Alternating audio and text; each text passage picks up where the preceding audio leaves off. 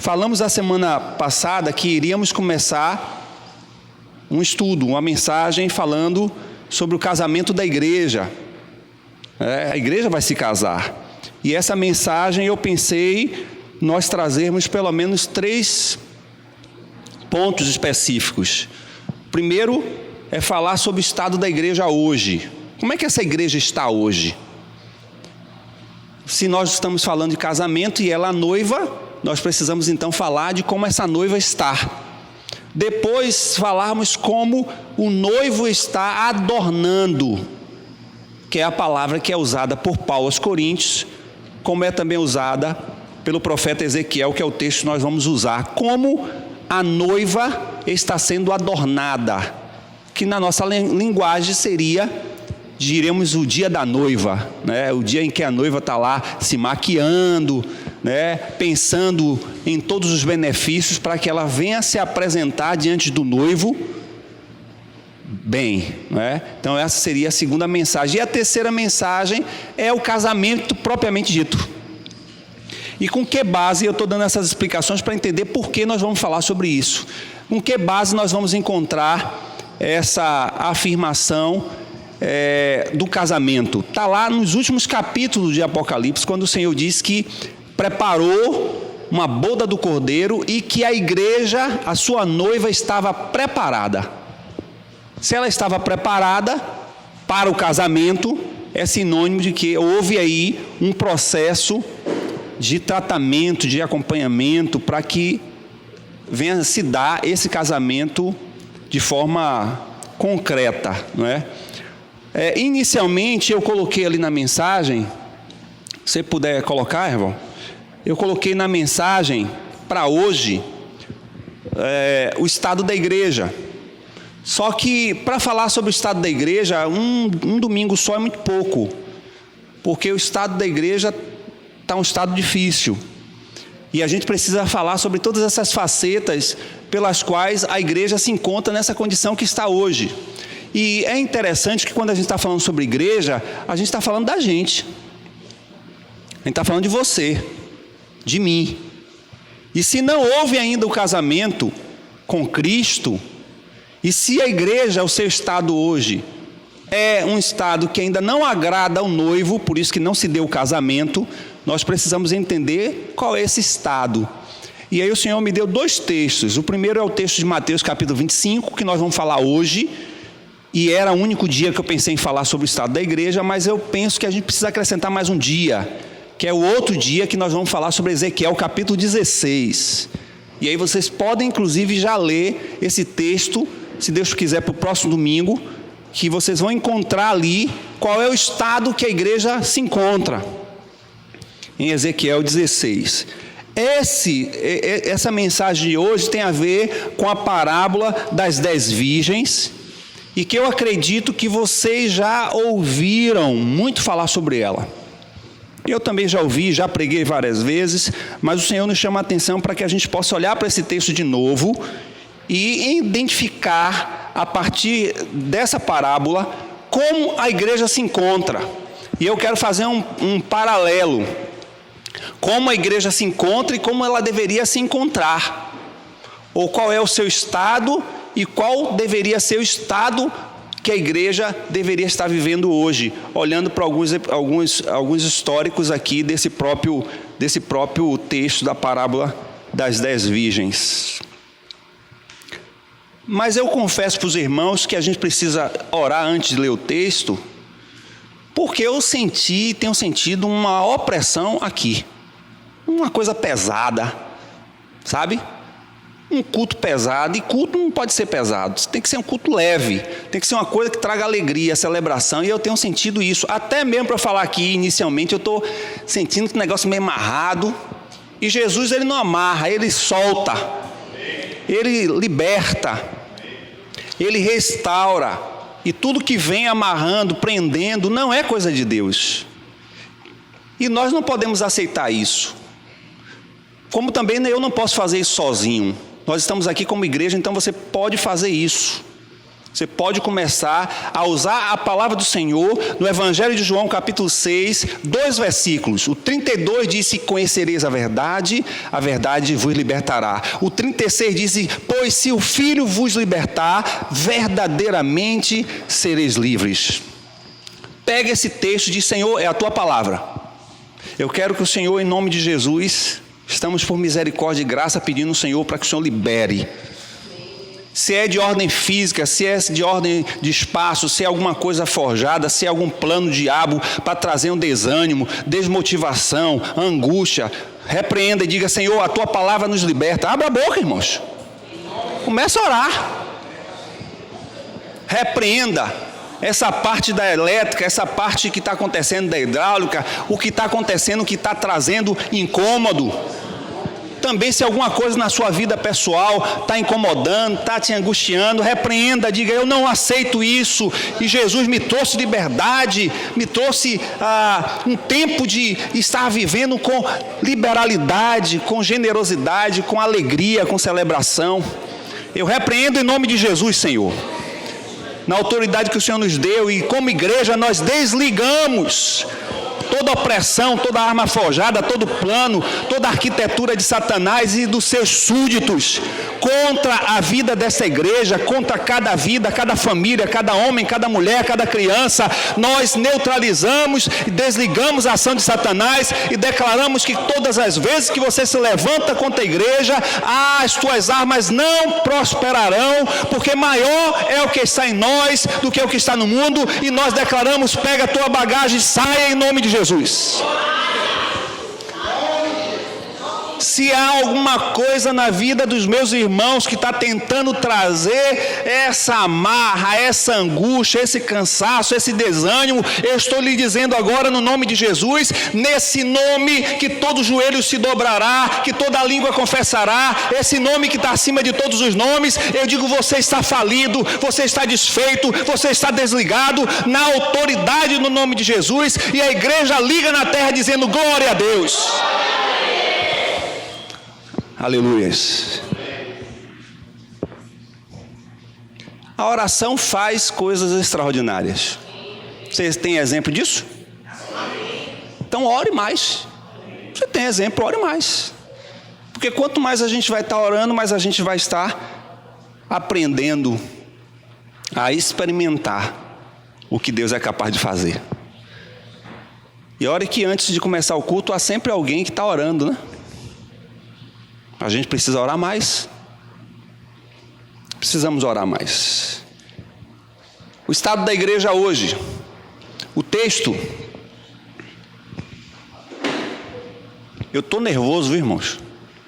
Não é comum acontecer isso, não. Não é comum. Eu sou uma pessoa tímida, mas não tanta.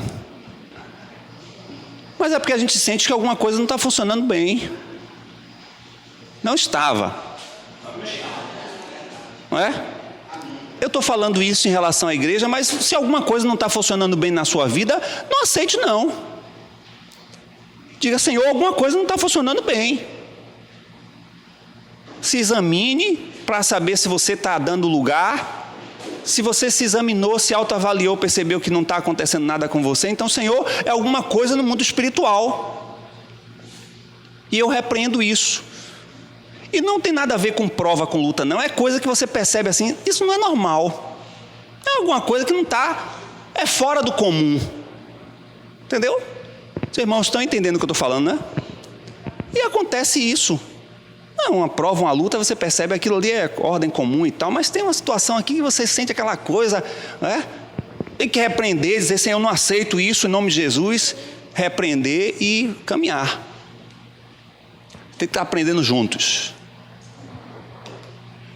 O versículo 1 diz assim: então o reino dos céus será semelhante a 10 virgens que, tomando as suas lâmpadas, saíram a encontrar-se com o noivo. 5 dentre elas eram nécias e 5 prudentes. As nécias, ao tomarem as suas lâmpadas, não levaram azeite consigo. No entanto, as prudentes, além das lâmpadas, levaram azeite nas vasilhas. E tardando o noivo, foram todas tomadas de sono e adormeceram. Mas à meia-noite ouviu-se um grito: eis o noivo, saiam ao seu encontro. Então se levantaram todas aquelas virgens e prepararam as suas lâmpadas. E as nécias disseram às prudentes: dar-nos do vosso azeite, porque as nossas lâmpadas estão se apagando. Mas as prudentes responderam: não, para que não nos falte a nós e a vós outras. Ide antes ao que o vendem e comprai-o. E saindo elas para comprar, chegou o noivo. E as que estavam apercebidas entraram com ele para as bodas. E fechou-se a porta. Mais tarde chegaram as virgens nécias, clamando: Senhor, Senhor, abre-nos a porta. Mas ele respondeu: em verdade vos digo que não vos conheço. Vigiai, pois, porque não sabeis o dia nem a hora. Eu diria que existem, a princípio, algumas coisas que a gente precisa entender com relação ao casamento judaico da época.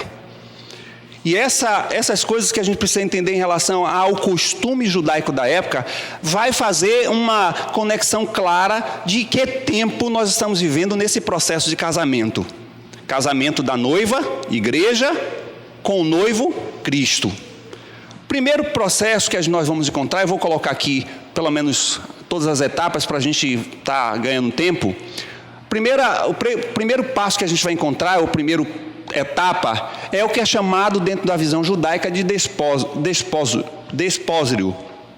que nada mais é do que aquele compromisso que a família do noivo vai até a família da noiva e diz: olha, meu filho quer ter um compromisso com a tua filha.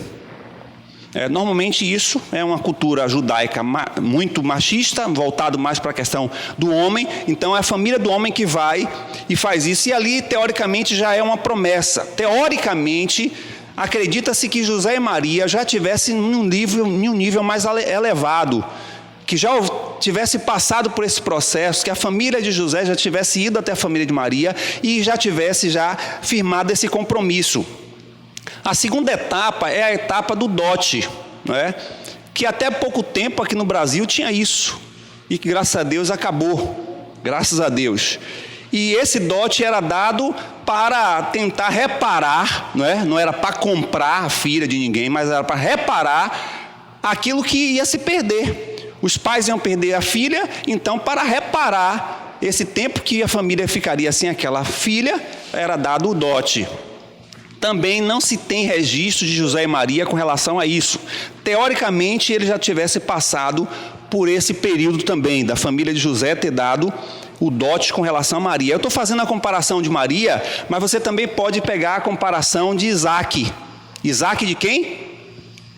De Rebeca. Você vai olhar e vai encontrar o que eu estou falando muito ligado à própria relação do casamento, da boda de Isaac com Rebeca. Todos esses processos é muito claro nessa ida de Isaac, em que Abraão encaminha um servo para que encontrasse uma esposa para Isaac. E aí você vai encontrar todas as etapas que eu estou falando aqui. Eu estou me referindo a Maria e José porque era da época, era algo mais contextualizado aqui para os dias de Jesus. Então a terceira etapa é a etapa entre o intervalo do dote, em que já houve esse compromisso, e o período em que esse noivo ia levantar todas as condições necessárias para que pudesse dar de fato o casamento. Mas o mais interessante é que o casamento é todo o processo. E eu faço uma correlação com os nossos dias, dizendo que o casamento, eu sempre digo isso, o casamento não é um casamento de Euclides e Dai, eu falei também a mesma coisa, que no dia do casamento a gente começa a se casar. Porque a ideia é que saiu casados. Não, saiu para se casar. Estão se casando. E a igreja está se casando. Desde o dia que o Senhor Jesus, ele prometeu à igreja que ele ia ter uma aliança eterna com a igreja, ele então se comprometeu com a igreja, ele pagou esse preço, ele pagou o dote, ele morreu na cruz, ele se deu por essa igreja, e nós estamos vendo agora que nesse processo entre ele ter dado o dote e o que estamos falando aí da etapa 3 do intervalo, teoricamente é os dias que nós estamos vivendo hoje. Ou seja, Jesus pagou o dote por nós, ele voltou para o Pai e está preparando todo o ambiente para que a gente, como noiva, possa se casar com ele. Aí vai, no caso, a quarta etapa, que é o banquete nupcial, que é o que nós falamos sobre o primeiro milagre, no capítulo 2 de João. Ali, quando Jesus foi fazer o milagre, já estava dando-se o dia da cerimônia. Ou seja, já foi feita a promessa, já foi pago o dote, já teve o intervalo em que o noivo ia se preparar para levar de fato a noiva para casa. E naquele dia estavam celebrando para entrar na última etapa, que é a etapa, ou a penúltima etapa, que é propriamente o casamento. Quando ele diz agora para a família dela, estou levando ela. E leva a noiva e por final chega em casa e quando há, de fato, a relação sexual na visão judaica, que aí se estabelece realmente o casamento. Aí o ciclo do processo conclui. Aí a minha pergunta é: em que parte ou em que etapa nós estamos vivendo agora? Diremos então que nós estamos vivendo a etapa 3, em que Jesus sobe para o céu e ele diz em sua palavra que ele ia preparar lugar. Ele ia preparar o ambiente, ele ia preparar a casa, a moradia eterna, para que a igreja possa se casar com ele. Esse episódio de Mateus 25 está falando da etapa 4, do banquete, onde a família e os amigos do noivo vai à casa da noiva para celebrar aqueles 7 dias de festa. Então, nós estamos vivendo como igreja a etapa 3, em que o noivo Cristo foi preparar o ambiente, preparar os meios necessários para que a gente possa viver eternamente com Ele. Mas Mateus capítulo 25 está falando da etapa em que há a festa, há o encontro do noivo com a noiva. E é isso que a gente vai falar um pouco hoje, não é? A primeira coisa que eu quero relacionar, ainda falando sobre isso, e acho interessantíssimo, é avaliarmos que esse episódio está sendo esclarecido o ponto de que essas 10 virgens se trata da igreja na sua totalidade. E a diferenciação entre aquelas que estavam, essas 5 primeiras que estavam com a lâmpada e com a reserva, com as outras 5, é para mostrar que dentro dessa igreja, em sua totalidade, a metade da igreja, a metade das noivas estavam despreparadas. Levando em consideração que o autor, Mateus, ele está trazendo a palavra da parábola de Jesus, que o próprio Jesus disse que a metade estava despreparado, mas em outro episódio o próprio Jesus disse que são poucos. Ou seja, é possível, e isso é uma realidade, é possível que aqui nessa congregação nós tenhamos 10 virgens. É possível também que nessa congregação, como um eixo, diríamos assim, local da igreja de Cristo geral, que nessa congregação tenha 5 virgens despreparadas e 5 preparadas. Agora eu sei quem são? Não. Você sabe? Não. Falarmos do outro nós não sabemos, mas falar de nós, individualmente, cada um responda. Eu sou a que está com a lâmpada e com a reserva. Eu sou uma das 5 prudentes. Você, eu não sei.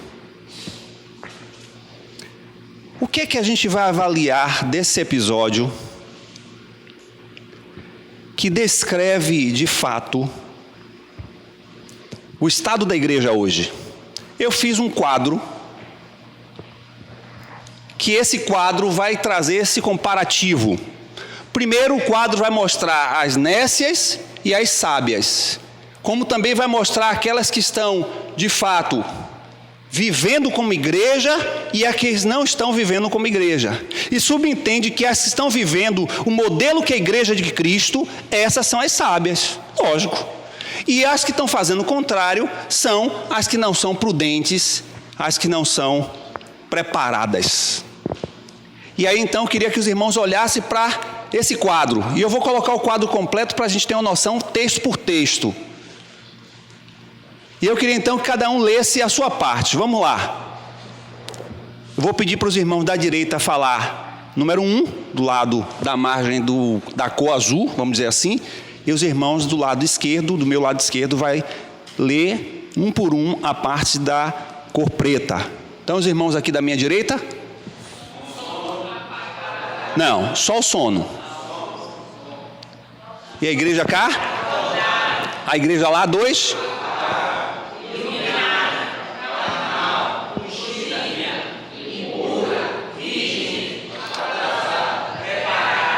Pronto. Nós vamos tentar trabalhar aquela tabulagem ali. Sono, apagada, carnal, impura e atrasada. Porque esse é o estado que a igreja está hoje. Aí eu queria então que você olhasse logo o versículo 5.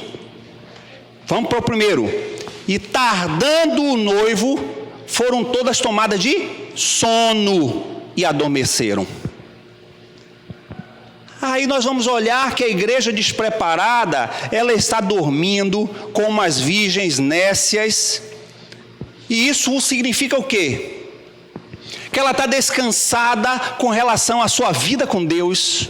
Isso significa que ela está descansada no que diz respeito à sua missão confiada por Deus. Isso significa que ela está com os olhos fechados para a realidade e os desafios pelas quais ela nasceu. Significa que essa igreja está sonolenta porque ela está muito consumida pelas coisas do mundo e quanto menos, pouco mais ainda com as coisas que se referem às coisas de Deus, ela está completamente adormecida. É uma igreja que está muito preocupada em se afirmar, é uma igreja que está preocupada em realizar suas próprias iniciativas, é uma igreja que está preocupada em viver para si mesmo, é uma igreja que está preocupada com o seu bem-estar, é uma igreja que está preocupada em estar vivendo a sua individualidade. Sonolenta. E o sono está atrelado ao fato de que essa igreja sonolenta está achando que Jesus está tarde de vir. O sono está ligado a isso. É isso que a gente ouve, não é? A gente ouve isso. As pessoas dizem, Jesus disse que ia voltar, até agora não voltou. O texto diz que, tardando o noivo, ela dormiu. O demorar, teoricamente, da vinda de Jesus está levando muitos à sonolência, a flexibilizar, a liberalizar. Já está passando 2019, chegando 2020, Jesus não vai voltar. Então eu vou descansar. Eu vou viver o meu jeito, vou viver a minha vida, vou viver meus sonhos, vou pensar nas coisas que eu posso adquirir, posso pensar nas coisas que vão me trazer sucesso e vou estar comprometido com as coisas de Deus, mas não tanto porque Jesus não vai voltar. 2020 Jesus não volta. Está sonolenta. E o que nós estamos encontrando nos últimos tempos é uma igreja adormecida. Completamente adormecida. Só que a igreja da última hora, a igreja que antecipa o prenúncio da volta de Jesus, é uma igreja que está acordada, ela está alerta. É uma igreja que está diante dos desafios que vêm do mundo, relevante. É uma igreja que influencia, é uma igreja que transforma, é uma igreja que impacta. É uma igreja que faz diferença onde quer que esteja inserida ou se relacionando. Uma igreja acordada é uma igreja que está cumprindo com o papel da sua existência nessa terra. O Senhor quer uma igreja ligada, atenta. E por mais que a gente queira falar sobre a necessidade de olhar para os sinais e ver que diversos sinais apontam de forma política, geográfica, climática e social, já vem apontando a volta de Jesus, mas mesmo assim há no meio da igreja, nessa totalidade, um grupo ainda sonolento, adormecido, que diz, não, Eu sempre ouvi falar que Jesus vai voltar e até hoje ele não veio. Você está dormindo ou você está acordado? Você está sonolento ou você está esperto? Que igreja você é? O versículo 8 diz assim: e as nécias disseram às prudentes: dá-nos do vosso azeite, porque as nossas lâmpadas estão se apagando. Uma igreja despreparada é uma igreja que está apagada. Irmãos, é a principal característica da igreja evangélica brasileira, uma igreja apagada. Lembra que eu falei aqui que tem muita fumaça e pouco fogo? É a igreja de hoje. É lamentável a gente falar isso, que as estatísticas dizem que nós somos uma população marcante, que nós somos uma população imensa. Nós somos praticamente, exceto a Igreja Católica, o maior grupo que tem crescido no país, mas a gente não está vendo o país mudar. A gente não vê as coisas mudarem. Uma igreja despreparada é uma igreja que não dá testemunho de quem ela é. É um crente apagado. Porque Jesus em outro momento nos disse que deveríamos ser luz desse mundo. Se porventura nós não somos luzes, nós estamos apagados. E uma igreja apagada é uma igreja que não prega o evangelho, não é uma igreja que vive o evangelho, não é uma igreja que interage sendo relevante e transformadora no contexto que ela vive. Em suas relações, onde quer que ela esteja envolvida, essa igreja precisa estar ali mostrando o caminho, mostrando a luz do Senhor. Quando isso não acontece, ela está apagada. E uma igreja apagada não serve para nada. Uma igreja apagada é uma igreja que não brilha. E brilho aqui não tem nada a ver com sucesso, não. Brilhar aqui tem a ver com testemunhar. O mundo precisa ver em você alguma coisa diferente. Se isso não está acontecendo, se isso não é fato, você corre o risco de ser uma igreja apagada. Uma igreja iluminada chama a atenção do mundo para Cristo. Ela dissipa as trevas porque chega trazendo brilho e luz. Uma igreja iluminada é uma igreja que prega a mensagem do evangelho com as suas palavras, mas também com a sua prática de vida. É uma igreja que aponta para a luz em Cristo. Transforma, impacta, muda. Onde quer que você esteja, você precisa ser essa igreja que ilumina, que traz luz à mensagem do evangelho. O versículo 4 diz que, no entanto, as prudentes, além das lâmpadas, levaram azeite nas vasilhas. Uma igreja carnal é uma igreja que, além de não ter uma lâmpada acesa, nem sequer tem reservas. Por quê? Porque ela não pensa, ela não tem esperança de que Jesus venha. É uma igreja que não tem uma vida e comprometimento com uma vida de oração. É uma igreja que está vivendo de forma plena a sua religiosidade, está envolvido em tudo que envolve a igreja de Cristo, mas não tem compromisso nenhum com Cristo.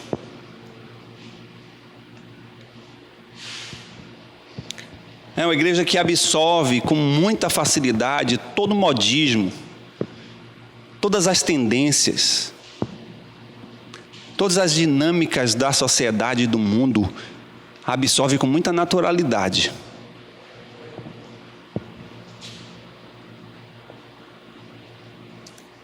E aqui a carnalidade das não prudentes foi o fato de não ter esperança que o noivo ia vir, o fato de as lâmpadas não estarem nem acesas, e muito menos ter reserva. Se elas estavam esperando o noivo, elas existem por causa do noivo, e sabe que o noivo poderia tardar, demorar, porque não se preparou. Porque a igreja carnal, ela não olha para Jesus. A igreja carnal, ela não vive para Jesus. A igreja carnal, ela vive para si. Ela vive para a sua individualidade.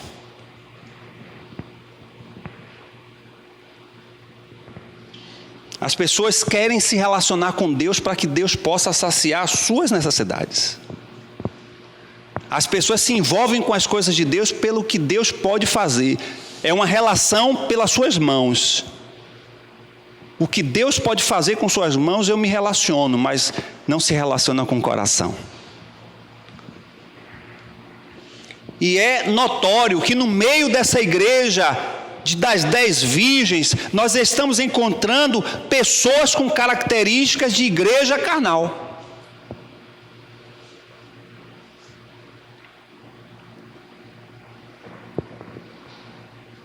Quando a igreja, ela não se preocupa mais com os perdidos, ela não ocupa mais a agenda da sua missão com aqueles que necessitam da graça do Senhor. Certamente ela se preocupa com a sua própria história e sua própria fama. Há evidências marcantes de comunidades onde é de forma muito clara estendido a identidade dos seus líderes, dos seus fundadores, do que o próprio Cristo. Cristo já não entra há muito tempo. A igreja ungida é uma igreja que tem um comprometimento com a mensagem do Evangelho. A igreja ungida é aquela que não apenas está acesa, ligada, antenada com as coisas de Deus para essa terra, mas ela está com reserva de azeite. E nós sabemos que a simbologia do azeite aqui é uma representação da própria pessoa do Espírito Santo. E uma igreja ungida é uma igreja cheia do Espírito Santo. E uma igreja cheia do Espírito Santo é uma igreja comprometida com a palavra de Deus. Uma igreja cheia do Espírito Santo é uma igreja comprometida em anunciar o Evangelho de Jesus. Uma igreja comprometida e ungida pelo Senhor é uma igreja que busca os perdidos. Que igreja você é? Que igreja você é? Que igreja eu sou? O versículo 12 diz: mas ele respondeu, em verdade vos digo que não vos conheço. Mas teoricamente todas não eram as virgens esperadas, que estava esperando por noivo, que tinha de certo modo um compromisso com o noivo, porque ele disse que eles não conheciam estas. Uma igreja impura é uma igreja que é incompatível com o relacionamento com o Deus Santo.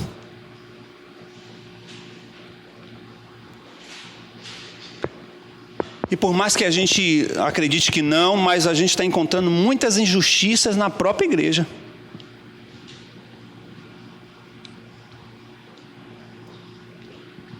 Nós estamos encontrando uma total contaminação e mundanismo dentro da igreja.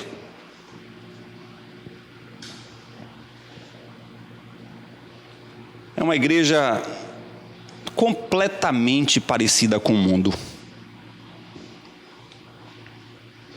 O Senhor Jesus, ele diz também em sua palavra, e nós já pregamos aqui no capítulo 17 de João, quando ele ora, falando sobre a igreja, ele diz que não nos tiraria deste mundo. Ele diz que não nos tiraria deste mundo, mas ele também diz que nós não somos desse mundo. O problema que nós estamos vivendo enquanto igreja é distinguir, não sermos desse mundo e estarmos aqui. Nós não estamos sabendo lidar com isso. A gente até sabe que as coisas que estão acontecendo no mundo não tem nada a ver com a gente, mas a gente está tão encharcado das coisas do mundo que a gente não consegue se diferenciar. E uma igreja que não faz impacto nenhum na vida dos perdidos é uma igreja que já se perdeu há muito tempo.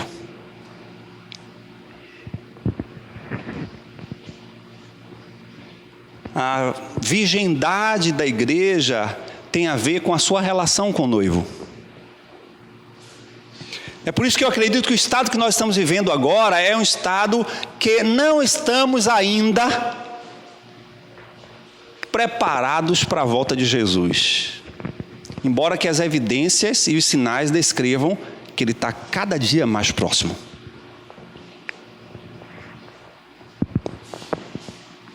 Uma igreja virgem é uma igreja que é fervorosa, é renovada pelo Senhor.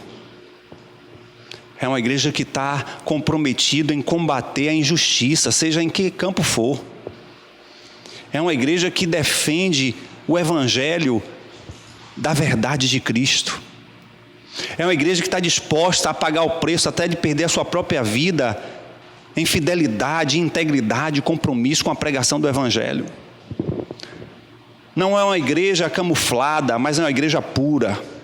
Não é uma igreja misturada, como muitos distorcem a palavra do Senhor, que diz que nós devemos fazer-nos de fraco para ganhar os fracos, e o povo está ficando fraco igual aos fracos.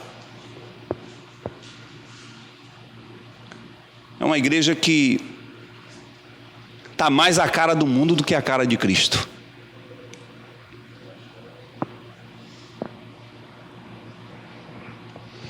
E uma das principais características da virgindade é a pureza.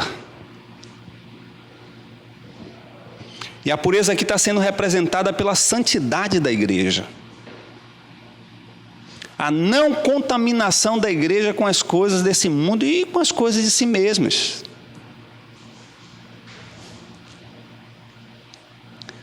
Efésios capítulo 5, versículo 27 diz assim, Jesus se referindo à igreja, para a última hora ele diz assim, para apresentar a si mesmo igreja gloriosa, sem mácula, sem ruga, nem coisa semelhante, mas santa e irrepreensível. Interessante que isso tem a ver com a segunda mensagem, que a igreja, ela por si só, ela não se trata, não se adorna. Ela precisa do noivo, diferente das noivas no contexto global em que ela se prepara, ela sai, vai fazer a unha, vai fazer o cabelo, vai no cabeleireiro. Não, essa igreja, que é a igreja de Cristo, que é a noiva de Cristo, é Ele que trata, é Ele que cuida, é Ele que é aquela pessoa que está fazendo todo o processo de restauração, de santificação, porque ela por si só não é capaz. E aí vai um segredo muito interessante em relação ao casamento. Nos nossos dias, o casamento que se centraliza, que é o X da questão da cerimônia, é a noiva. Todo mundo espera a noiva. O noivo, inclusive, está no altar esperando. A noiva, ela vem com todo o glamour, ela vem com todo... É a música diferente, é a música melhor, é a roupa, fecha a porta, abre portas, toca trombeta, tem visto chofar, e para entrar a noiva. Esse casamento aqui, o noivo que dá brilho à noiva. Diferente dos nossos dias. Nos nossos dias é a noiva que brilha. Com brilho próprio. Porque fez uma vestimenta, fez uma melhor maquiagem. Tem gente, inclusive, que não vai ficar mais bonito, mas nunca igual aquele dia. Porque se entregou e acha que não precisa mais se maquiar, né? Então ainda olha para o retrato e diz, meu Deus, naquele dia eu estava linda. E por que não está hoje? Porque só aquele dia que valeu, né? Como diz o pessoal, pegou o trouxa. O povo do mundo diz isso. Já pegou, agora já era. Vou deixar de cabelada, de qualquer jeito, não faz unha. Olha aí o recado para as irmãs. E para a gente também, homem, né? O pessoal diz o seguinte, mulher é cara. Não é? Mulher é cara. Embora que nossas irmãs hoje, a maior parte tem seu dinheirinho mesmo, né? Se libertou, né? Precisa. Olha a Patrícia ali, marcando o lugar. Mas é bom até falar sobre isso mesmo, porque tem muito homem folgado que está lendo a Bíblia de cabeça para baixo, diz assim: minha esposa está trabalhando, ela tem dinheiro, ela que pague. Não é isso que a Bíblia diz. E isso não estamos nos referindo a feminino, ou ser masculino, ou ser feminista, ou ser machista. A gente está falando que a Bíblia fala. É difícil, mas é o homem que cuida. Então, por mais que a irmã tenha o recurso dela, chegue junto aí, viu?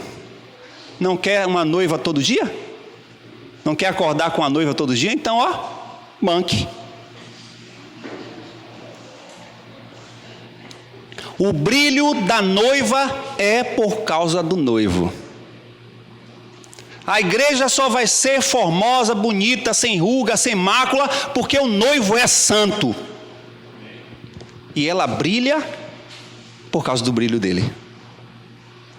Esse casamento é um casamento atípico.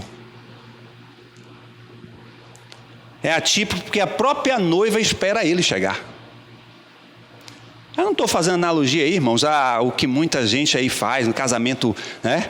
Eu estou falando de cultura brasileira. Cultura brasileira, a gente espera a noiva chegar. Aí o pessoal quer inserir: não, mas a Bíblia diz isso, aí fica a noiva no altar esperando o noivo. O pessoal fica inventando esse negócio. Estou falando do contexto bíblico.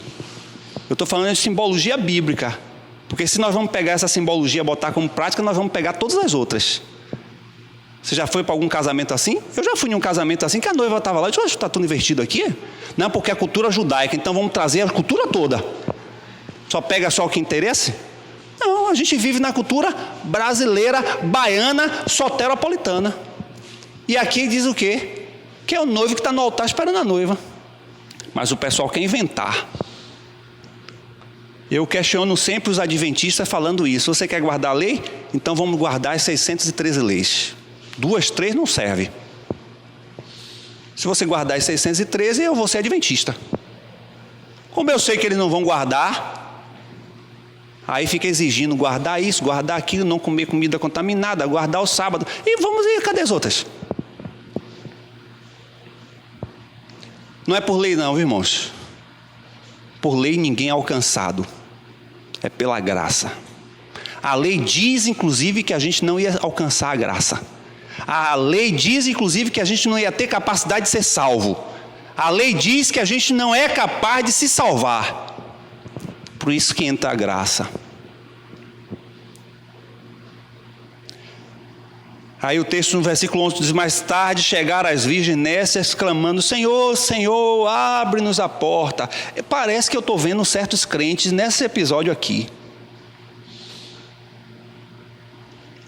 Jesus já veio, já buscou a igreja, e o pessoal: Senhor, eu era dizimista, eu fazia parte da igreja do Cabula, eu era tal função. Não conheço. E gosto também da palavra conhecer. Sabe onde é que você vai encontrar a primeira palavra conhecer na Bíblia? Na relação de Adão e Eva, que diz assim: Adão conheceu Eva. Conhecer é o quê? Relacionamento íntimo, intimidade.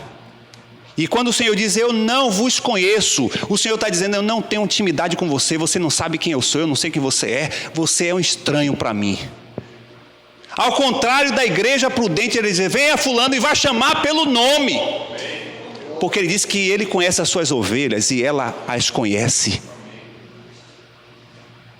Uma igreja atrasada, despreparada, é uma igreja que não tem relacionamento com Deus. E aí vamos chamar à tona as duas mensagens anteriores sobre o tempo e sobre prioridades. Ou ficou lá no passado, ou ficou no domingo passado, ou nada mudou, ou é mais uma mensagem hoje que nós estamos ouvindo e vai esperar a próxima do outro domingo e do outro domingo e nada muda e você não se transforma e o tempo está passando e você não dá prioridade e Jesus volta e você fica. É duro dizer isso, mas é a Bíblia que está dizendo.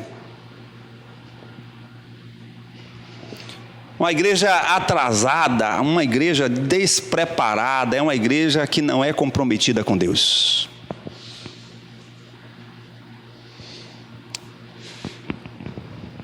Jesus está voltando e nós precisamos nos preparar. E a volta de Jesus vai ser o seu casamento com a igreja. Portanto, aqui a gente deixa algumas aplicações. Não durma. E se você está dormindo, a hora é de acordar. É bom você se despertar para as coisas de Deus. É bom você começar a olhar ao seu redor e avaliar, principalmente a sua vida, o que você está gastando no seu tempo, qual é o nível de comprometimento e qual é o nível de participação de Deus no seu tempo diário. Olha o tempo voltando à tona de novo. Não durma, porque dormindo você vai ficar. Dormindo é a prova de que você não tem esperança de que Jesus vai voltar. Dormindo, você vai flexibilizar e você vai entrar na onda do mundo e vai viver conforme os padrões do mundo, porque você vai achar que Jesus está tarde de voltar. Levante-se e prepare. Acenda a sua luz. Reserve azeite da presença do Senhor. E não perca tempo. Porque nós achamos que muitas vezes o Senhor pode demorar, mas com a velocidade dos dias, com as velocidades das coisas, o Senhor pode fazer algo extraordinário e Ele pode vir de forma imediata. Nós não estamos lidando com alguém que tem a ver com o tempo, com o espaço. Nós não estamos lidando com alguém que é limitado a espaço e tempo como nós. O Senhor é eterno, Ele é atemporal. Para Ele pode simplesmente dizer haja e venha existir todas as coisas. Ele pode simplesmente dizer aos seus anjos, todas as suas camadas espirituais e religiosas dos céus, e Ele pode dizer: se prepare, toca a trombeta, porque meu filho está descendo, e isso pode acontecer de forma imediata, porque Deus não é temporal. Nós estamos lidando com um ser todo poderoso. Não perca tempo, irmãos. Como é que está o seu tempo? Quais são as suas prioridades? O que mudou de domingo para cá? O que mudou?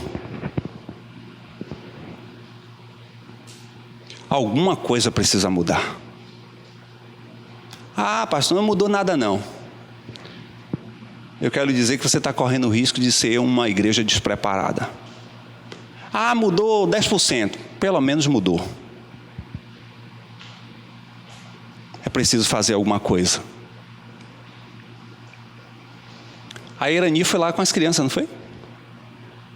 Mas a Irani ia dizer a bênção que ela recebeu durante a semana. Não foi dito aqui que ela recebeu uma bênção? A aposentadoria de Irani saiu, que no caso é a pensão. E ela ia dizer aqui: ó, irmãos, a bênção saiu essa semana. Mas não saiu porque eu falei não, irmãos. Saiu porque Deus quis. Porque Ele planejou e Ele simplesmente soprou assim, Neto, diga aí. Porque outro perigo da igreja hoje é viver com premonições. Tem crente que está vivendo com premonição. Eu vou ali porque eu vou ver o que é que fulano vai falar. Vou ali que o Senhor fala comigo todos os dias. Ele está aqui, Ele está falando. Eu saindo, Ele está falando. Eu quando estou tomando banho, Ele está falando. Sabe por quê? Porque eu estou ligado na voz dEle. Eu não preciso ir para a casa de Joãozinho, no culto de Pedrinho, para ouvir Deus falar não. Porque tem muito crente assim, crente despreparado. Está assim cheio. Ah, porque eu falo, Deus pode fazer? Pode, eu acredito. Quando alguma coisa extraordinária, que Ele já falou por diversas maneiras, você não conseguiu entender, não conseguiu ouvir, Ele vai usar. Mas tem crente que está vivendo só por premonição, porque a palavra revelada não serve. A palavra iluminada, a mensagem, o estudo da palavra, a pregação não serve. Só serve se alguém que eu não conheço, que nunca me viu, começar a falar da minha vida. Sabe o que é que chama isso? Misticismo. É a mesma coisa de você ir num cartomante e dizer assim: conta aí minha vida aí. O diabo está levando muito crente ao misticismo, a viver pelo mito, pelo místico, pelo sobrenatural, no sentido de ficar somente agindo assim. O meu Deus, Ele fala com as coisas naturais, sobrenaturais. E um segredo prático para os irmãos: Deus sempre fala primeiro para você. Ele só faz confirmar por meio de outros.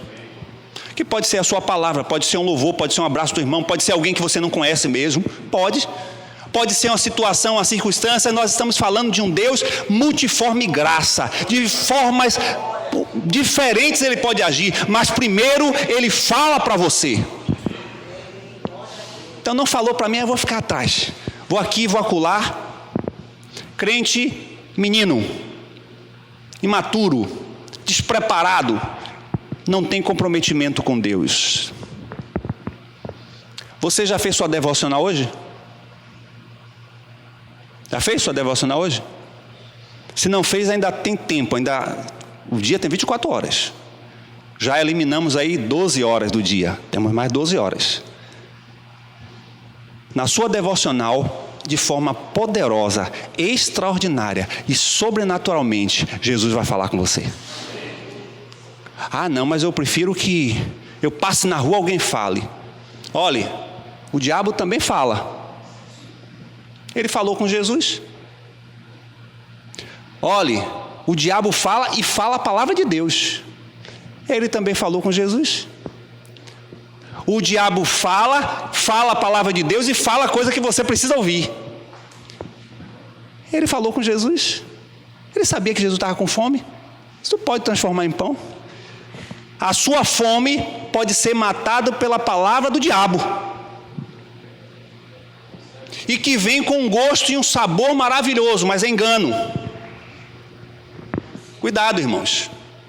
Cuidado. Não sei nem por que eu estou falando isso, mas Deus sabe. Quer que Deus fale com você? Senhor, eu vou abrir a tua palavra, fala meu coração. Agora, se o Senhor quiser confirmar, também quero que o Senhor confirme. Mas, irmãos, tem hora que a palavra entra de forma poderosa que a gente não precisa mais ouvir nenhuma vozes. O problema é que não quer isso.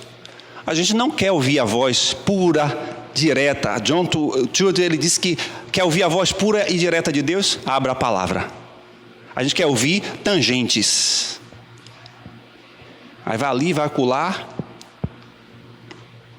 A Bíblia diz que nos últimos dias muita gente vai falar no nome do Senhor. Muita gente. Cuidado. A igreja sonolenta, despreparada, imprudente. Eu espero que não seja você. Porque eu estou buscando não ser essa igreja. Está dormindo. Jesus vai demorar. Que em 2020 vem nada. Ele vai, até diz a data, ele vai vir em 2050. Não existe data para o Senhor. Ele não está preso ao tempo. Quem precisa de data somos nós. Ele é eterno. Ele está acima do tempo. Eu creio que Jesus está voltando e eu vou viver com Ele. Eu quero ser essa noiva que Ele está trabalhando, está tratando, está mexendo. Volto a finalizar dizendo: igreja precisa se mover.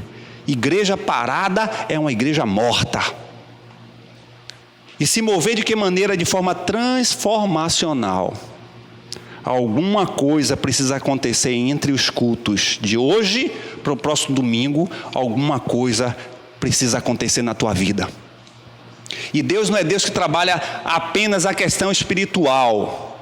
Ele é um Deus completo. Quem separa corpo, alma e espírito somos nós. O Senhor olha para você e vê você um todo. Então a sua vida familiar, a sua vida financeira, a sua vida profissional, a sua vida espiritual precisa mudar todos os dias para melhor. Se não está acontecendo, alguma coisa está acontecendo com você. Não com Deus, porque Ele não muda.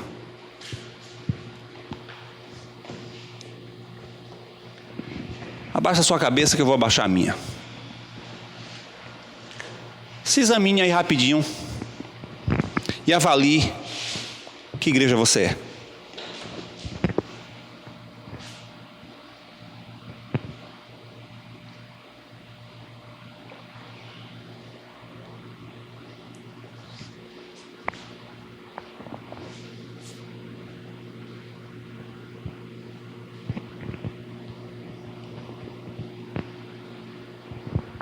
Senhor, eu não quero falar mais nada com o Senhor, pelo menos nesse momento de culto, sobre a tua noiva.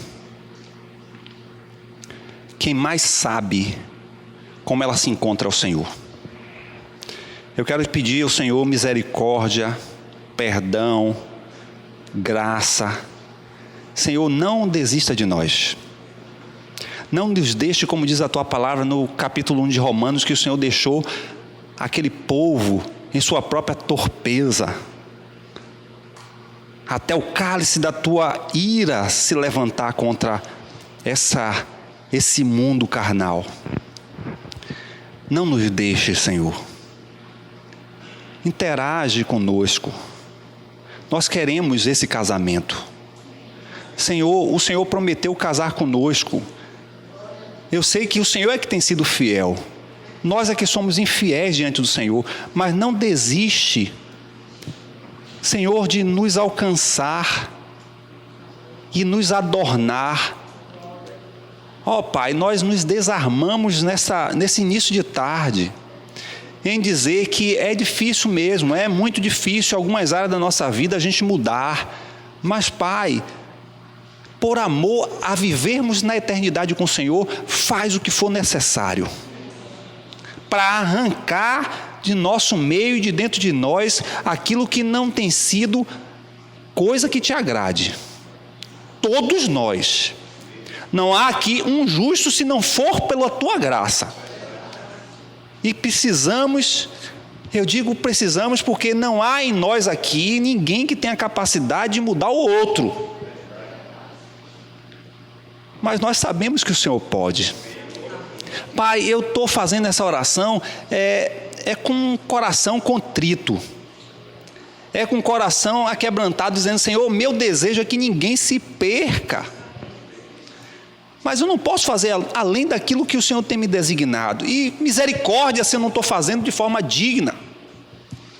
O que eu não quero é ver como vejo irmãos frios, mornos, despercebidos, desconectados, e a gente, por mais que a gente fale: Senhor, eu quero, em nome do Senhor Jesus, nessa última hora, eu tenho 46 anos de vida, pode ser que eu não viva mais 40 anos, Senhor, eu quero, pela tua misericórdia, pelo teu poder, com toda a sinceridade do meu coração, eu quero ser usado pelo Senhor de forma mais ainda extraordinária, para que esses que estão mornos, frios, ao ouvir uma mensagem que venha do Senhor, através da minha vida, Senhor, sejam mudados, porque eu quero que meus irmãos sejam salvos, assim como eu estou salvo em Ti.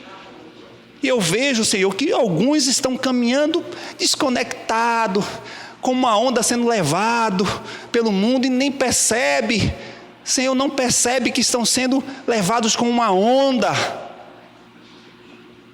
Jesus, intervém pelo poder do teu Espírito,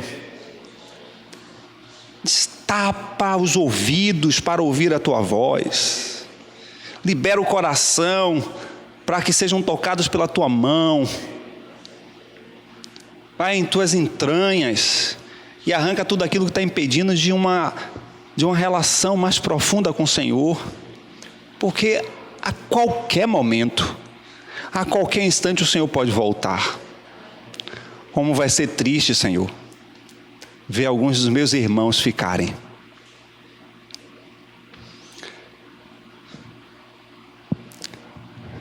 Que o Senhor use a minha vida, e eu quero dizer a minha vida no sentido de todos aqueles que são instrumentos do Senhor para trazer a tua palavra nessa igreja, porque não há outro meio de santificar a tua palavra, e a tua palavra diz isso, que nós somos santificados pela tua palavra. Não há outro meio para que essa noiva seja adornada senão pela tua palavra. Os dons são maravilhosos, os frutos são extraordinários, mas quem faz essas mudanças são a exposição, o ensino, a meditação, a aplicação da tua palavra em nossas vidas. Chama essa noiva para a intimidade com o Senhor, para que ela não se descanse achando que está longo, que está demorado, mas que ela se intensifique a relação. Senhor, eu não sei mais o que fazer para chamar alguns que estão distraídos, mas eu entrego diante de Ti, na certeza de que o Senhor já começou um tempo novo sobre nós, e certamente, pela Tua palavra, para o engrandecimento do Teu nome, as coisas precisam mudar. Precisa mudar a partir de cada um de nós. Tu sabes que eu estou falando do meu coração. Isso é infindo, é insignificante, todas essas minhas palavras, para aquilo que o Senhor quer fazer ainda. Faz, mexe, trata, cura, liberta e salva. Como diz o pastor Hernandes Dias Lopes, salva os perdidos dentro da igreja. Para a glória do Senhor. Em nome de Jesus.